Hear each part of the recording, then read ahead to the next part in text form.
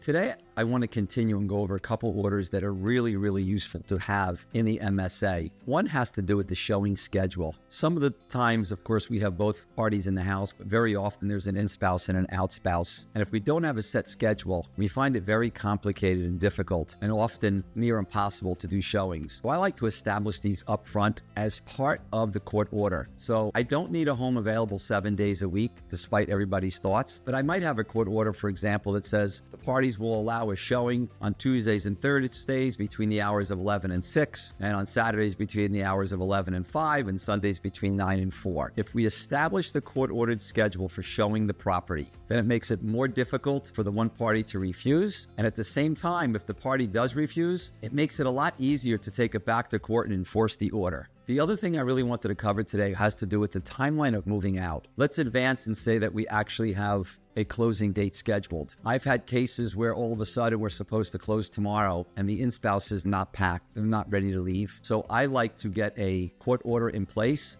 that the in-spouse needs to be out of the home 7 days prior to the scheduled move date or close date. That way we know that it's a lot more efficient and the closing can happen and we can help everybody go back to happy land. If you'd like to learn more about what I do, would welcome discussing it with you, please message me. Let's get in touch and you can learn how I can help you with your clients prior to filing your MSA.